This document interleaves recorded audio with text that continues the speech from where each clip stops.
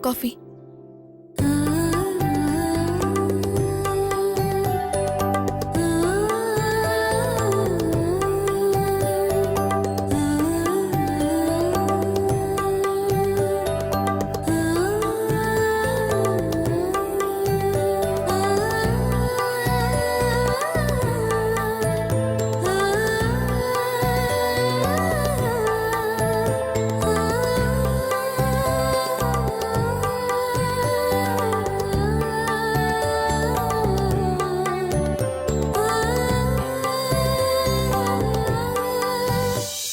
கொடுங்க.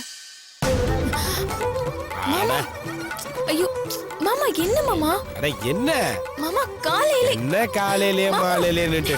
ஏய் ஏய் நில்லு கௌரி. ஏய் கௌரி. ஏய் கௌரி. ஏய் நில்லு கௌரி, நில்லு. ஏய் ஏய் கௌரி, கௌரி, கௌரி.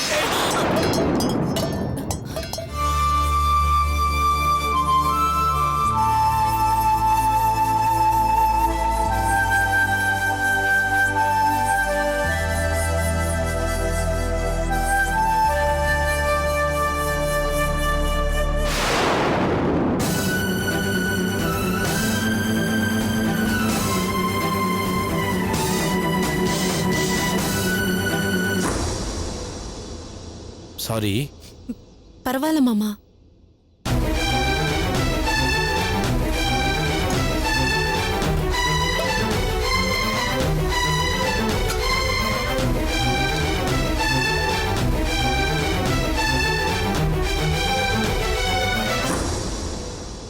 என்னடி, என்ன எதுக்கு முறைக்கிற? பாத்தீங்கல்ல, இதுக்குதான் நான் சொன்னது. கௌரியையும் குமாரையும் தனி கொடுத்துன வைக்கிறதுக்கு ஒரு வீட்டை பாருங்கன்னு. கேட்டீங்களா? நீங்களே இப்படி திக்குமுக்காடி நிக்கிறீங்களே, காயத்ரிக்கு எப்படி இருக்குங்க? ஏங்க நீங்க புரிஞ்சுக்கவே மாட்டேங்கிறீங்க? இல்ல லட்சுமி, நான் ஒண்ணும் மாட்டேன்னு சொல்லல. ஆனா இங்க பாருங்க, என்கிட்ட ஒரு காரணமும் சொல்லிக்கிட்டு இருக்க வேண்டாம். நீங்களே போய் ஒரு வீட்டை வாடகைக்கு பாக்குற வழிய பாருங்க. இல்லனா காயத்ரி இங்க தனியா போறேன்னு சொல்லிட்டானா அதை நம்மளால தாங்க முடியாதுங்க. சரி, நான் போறேன். பாக்குறேன், எப்படியாவது ஒரு வீடை பிடிச்சிட்டு வரேன். அதை செய்யுங்க முதல்ல. நான் யாரையும் தப்பு சொல்லலைங்க. இவ்ளோ நாள் கழிச்சாவது நம்ம மாப்பிள்ளையும் பொண்ணும் சந்தோஷமா இருக்காங்களேன்னு எனக்கும் நிம்மதியா தான் இருக்கு. ஆனா அவங்க சந்தோஷம் காயத்ரிக்கு சங்கடமா மாறிடுச்சுன்னா உங்களாலையும் என்னாலையும் நிம்மதியா இருக்க முடியாதுங்க. அதுக்காக தாங்க சொல்றேன். புரிஞ்சிருச்சு லட்சுமி. உடனே ஒரு வீட்டை பார்த்து பேசி முடிச்சிட்டு வந்துடுறேன். சரி.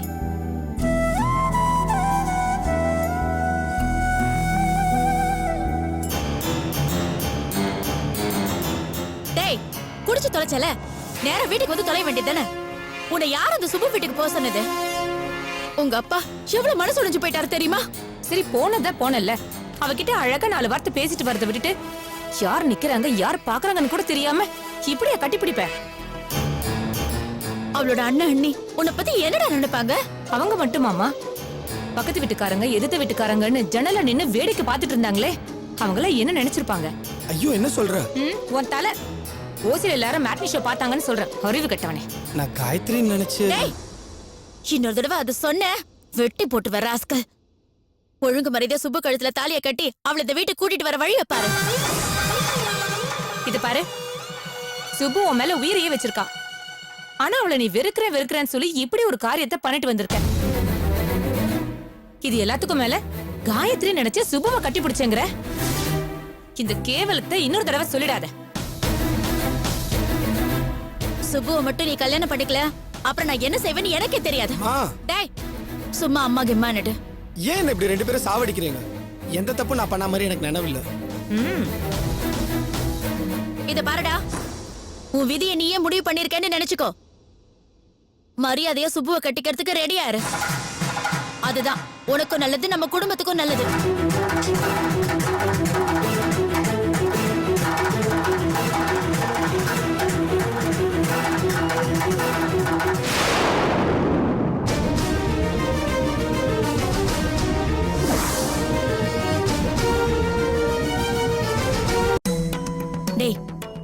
சுப்பு வீட்ல இருந்து அவ அண்ணனி வராங்க. வந்து வாங்கன்னு கூப்பிடு. வந்து ஒழுங்கு மரியாதையா 4 வார்த்தை பேசுவா. வாடா. ஏன் இங்கே நிக்கிறீங்க? உள்ள வாங்க. வாங்க வாங்க. வா. உட்காருங்க. ஆ. வாங்க.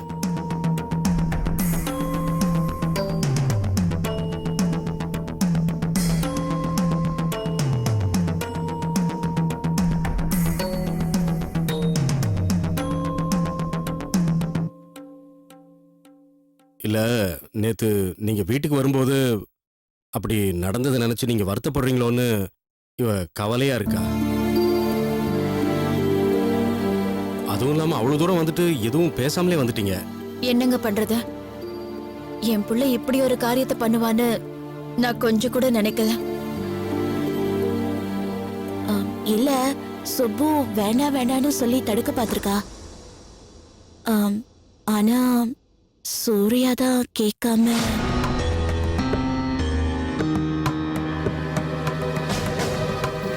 அதத்தான் இவ்ளோ நேரம் நாங்களும் சொல்லி இவனை நல்லா திட்டிக்கிட்டு இருந்தோம். என்னதான் உனக்குன்னு நிச்சயமான பொண்ணுதான்னாலும் எதுக்குடா இவ்வளவு அவசரப்படுறேன்னு அதுதான் கேட்டோம். பரவாயில்ல விடுங்க, இந்த காலத்து பசங்க இப்படித்தானே இருக்காங்க. ஏதோ விளையாட்டுக்கு அப்படி பண்ணிருப்பாரு. இருந்தாலும் ஒரு பொண்ணோட வாழ்க்கை இல்லைங்களா? இதுல போய் யாராவது விளையாடுவாங்களா? சரிங்க, இனிமே இந்த மாதிரி எதுவும் நடக்காத. நான் அவனை கண்டிச்சு வைக்கிறேன். மா, என்னம்மா நீ? இதெல்லாம் என்னைக்குனாலும் நடக்க வேண்டியது தானே. என்ன கொஞ்ச நாள் கழிச்சு கல்யாணத்துக்கு அப்புறம் நடந்திருக்கணும், முன்னாடியே நடந்துருச்சு.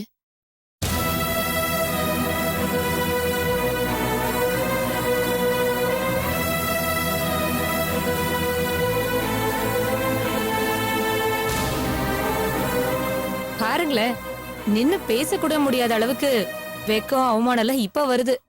பரவாயில்ல வனிதா, இப்பதான் எங்களுக்கும் நிம்மதியா இருக்கு. அது சரியோ தப்போ நாம அதை எப்படி பாக்குறோம், எப்படி ஏத்துக்கிறோங்கிறதுல தானே இருக்கு. நீங்க எங்க வீட்டு பொண்ணு சுப்புவை தப்பா நினைச்சிட்டீங்களோன்னு நாங்க ரொம்பவே பயந்து போயிட்டோம். சுப்பவியா? நீங்க வேற. அவ பத்திரமாத்து தங்குங்க. அவளை மாதிரி ஒரு மருமக கிடைக்க நாங்க தாங்க கொடுத்து வச்சிருக்கோம். ரொம்ப சந்தோஷமா. அப்புறம் ஒரு விஷயம், மாப்பிள்ளையோட ஜாதகம் இருந்து கொடுத்தீங்கன்னா நல்லா இருக்கும்.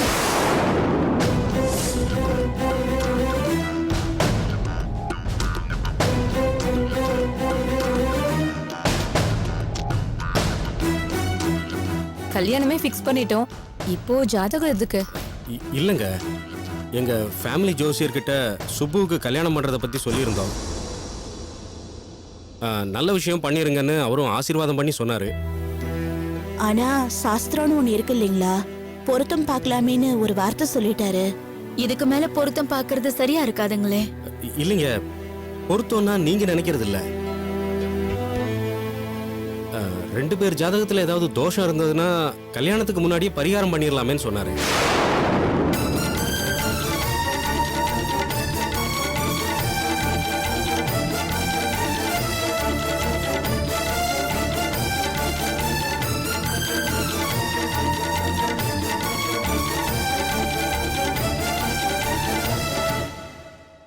என் மூத்த புள்ள அல்பாயுசுல போயிட்டதுனால இவனுக்கும் அப்படி ஏதாவது இருக்குமோன்னு சந்தேகப்படுறீங்களா? ஐயோ, என்னம்மா நீங்க? நான் போய் மாப்பிள்ளை அப்படி நினைப்பனா? ஜோசியர் வயசுல பெரியவர், அவர் ஏதாவது பரிகாரம் பண்ண சொன்னா உடனடியா பலன் கிடைக்கிறத நான் அனுபவபூர்வமா பார்த்திருக்கேன். அதனாலதான் கேட்டேனே தவிர வேற எந்த காரணமும் இல்லம்மா. பரவாயில்லைங்க, உங்க திருப்திக்கு உங்க ஜோசியர்கிட்டயே தாராளமா காட்டுங்க. ஏன்னா சூர்யா ஜாதகத்தை ஏற்கனவே நாங்க எங்க ஜோசியர்கிட்ட காட்டிட்டோம். எந்த பிரச்சனையும் இல்ல, சுத்தமான ஜாதகம்னு பார்த்து சொல்லிட்டாரு. அப்படிதானே இருக்கும், வேற எப்படி இருக்க முடியும்? நேத்து எங்க வீட்டுக்கு வந்திருந்தீங்க, ஆனா எதுவுமே சொல்லாம வந்துட்டீங்க. அது அது வந்துங்க, ஒன்னும் பெருசா காரணம் இல்ல. கல்யாண ஏற்பாடெல்லாம் எப்படி நடக்குதுன்னு விசாரிச்சுட்டு போலான்னு வந்தோம். வந்த இடத்துலதான் என் பிள்ளை அந்த மாதிரி நடந்துக்கிட்டான். சரி விடுங்க, நடந்தது என்னமோ நடந்து போச்சு. திரும்ப அதையே பேசிக்கிட்டு கல்யாணம் தான் நல்லபடியா நடக்க போகுதுல்ல. இந்தா இந்தாங்க. ஆ சரிங்க அப்ப நாங்க கிளம்புறோம். இருந்து ஏதாவது சாப்பிட்டுட்டு இல்ல போலாமே. பரவாயில்ல, இன்னொரு நாள் வரோம். சரி வரேம்மா. சரி, சரி போயிட்டு வரேன். வராங்க. ம்.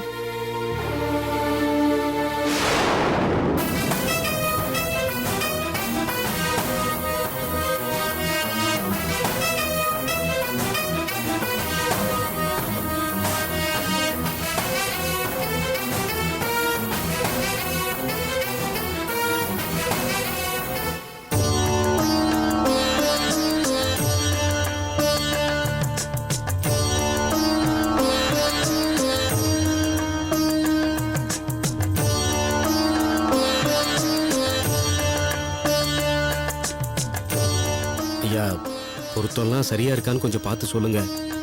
கல்யாணத்தை ஃபிக்ஸ் பண்ணிட்டு இது கேட்கறது தப்பு தான். இருந்தாலும் மனசு கேட்கலைங்கய்யா. எனக்கு இருக்கிறது ஒரே தங்கச்சி. அவ நல்லா இருக்கணும்னு நினைச்சுதான். உண்மையிலேயே உங்க தங்கச்சி நல்லா இருக்குன்னு நினைக்கிறீங்களா? என்னங்கய்யா இப்படி கேக்குறீங்க? எங்க குடும்பத்தை பத்தி உங்களுக்கு தெரியாதா? இன்னைக்கு நேத்தா எங்களுக்கு நீங்க ஜாதகம் பாக்குறீங்க? தெரிஞ்சதால தானே நான் அப்படி கேட்கறேன். உண்மையிலே இவருடைய தங்கச்சி நல்லா இருக்குன்னு ஆசைப்பட்டீங்கன்னா தப்பா நினைச்சுக்காதீங்க. இந்த பையனுக்கு கல்யாணம் பண்ற எண்ணத்தை இதோட விட்டுடுங்க. என்னங்க இப்படி சொல்றீங்க? எல்லா ஏற்பாடும் பண்ணிட்டோம். நான் தான் ஏற்கனவே உங்ககிட்ட சொன்னேனே, என் தங்கச்சி இந்த பையனை லவ் பண்ணி கல்யாணம் பண்ணிக்கிறான்னு. நீங்க சொன்னது நான் இல்லைன்னு சொல்லலைங்க. இந்த பையனுடைய ஜாதகத்துல சில அமைப்புகள் தப்பா இருக்கு. எனக்கு எப்படி சொல்றதுன்னு தெரியல. ஐயா 10ல 5-6 பொருத்தம் கூடவா சரியா இல்ல? நான் பொருத்தத்தை பத்தி பேசவே இல்லம்மா. சொல்லப்போனா நான் இன்னும் பொருத்தமே பார்க்கலம்மா.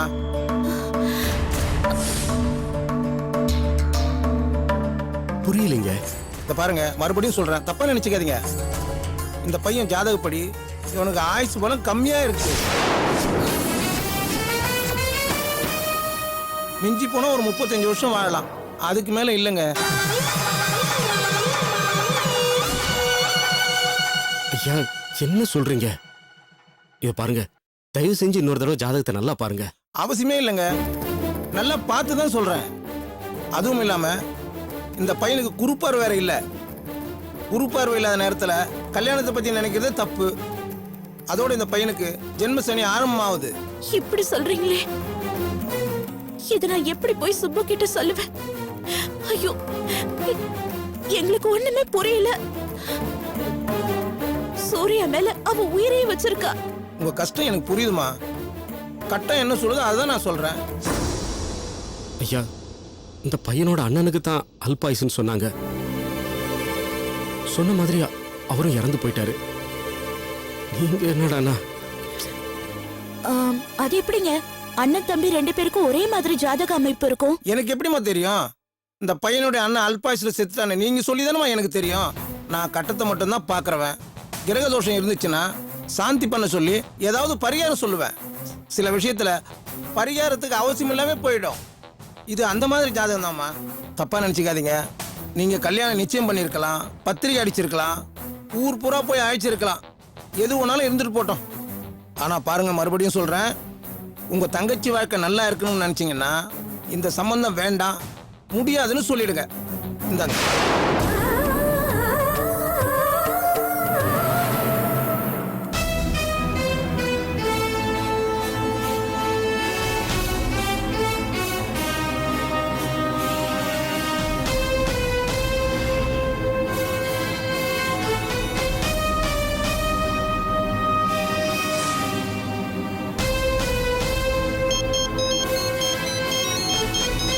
ஹலோ, என்னங்க ஆச்சு? எங்கங்க இருக்கீங்க? உங்க வீட்டுக்கிட்ட தாங்க வந்துட்டு இருக்கேன், கொஞ்சம் வெளியில வந்து நில்லுங்க. எங்க வீட்டு தெருமுனையில் தான் நான் நின்றுட்டு இருக்கேன். அப்படியே லெஃப்ட்ல திரும்பி பாருங்க. சார் சீக்கிரம் வாங்க.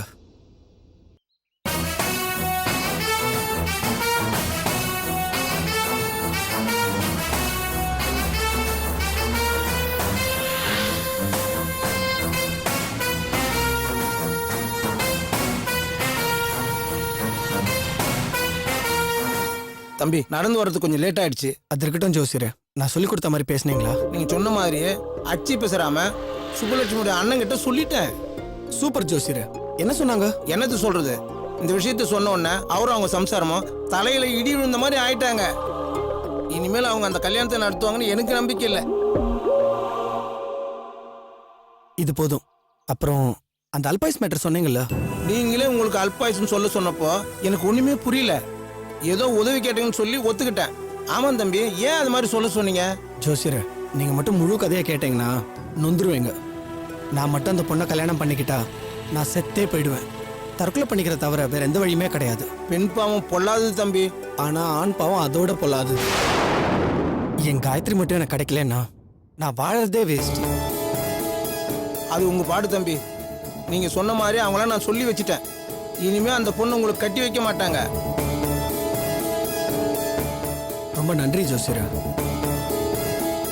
என்ன தம்பி, பேசுனதை விட அதிகமா இருக்கு. நீங்க பண்ணிருக்கிற உதவி அந்த மாதிரி. சந்தோஷமா வச்சுங்க. ரொம்ப நன்றி தம்பி. போயிட்டு நான் வரேன்.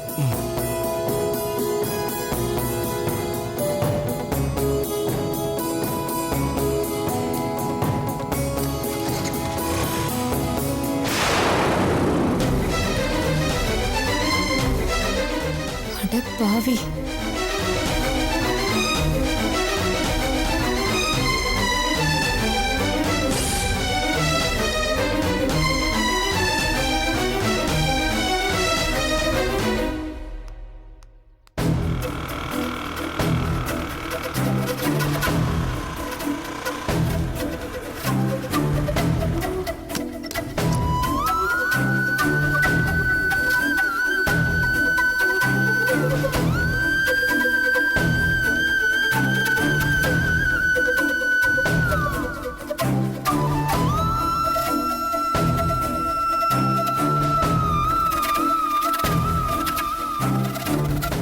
அண்ணே, அண்ணி, என்னாச்சு அண்ணி?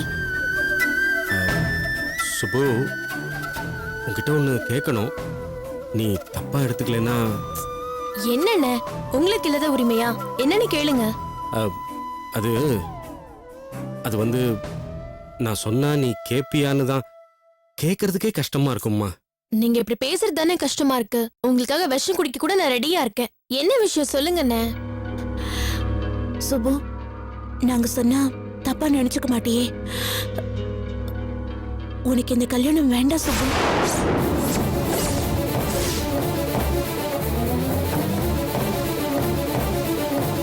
சூர்யா உனக்கு வேண்டாம் சுப்பு. அவனை நீ மறந்துரு. சுப்பு, உனக்கு இது அதிர்ச்சியா தான் இருக்கும். எங்க மேல கோவமா வரும். ஆனா அண்ணே, இதுக்கு நான் சொன்ன மாதிரி நீங்க விஷமே குடிக்க சொல்லிருக்கலாம்.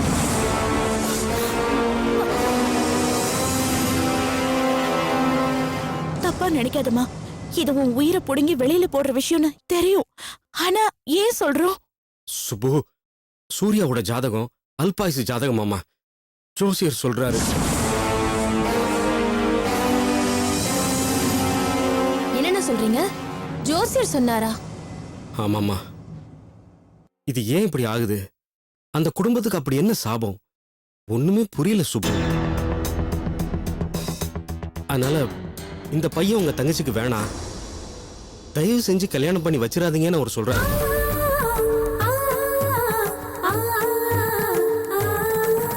அவர் அண்ணனுக்கு அல்பாயுசு ஜாதகம்னு சொன்னாங்க. என்ன ஆச்சுன்னு எல்லாரும் பார்த்தோம்ல. இப்ப அதே மாதிரி சூர்யாக்கும் சொல்றப்போ எப்படிமா நாங்க இந்த கல்யாணத்துக்கு ஒத்துப்போம்?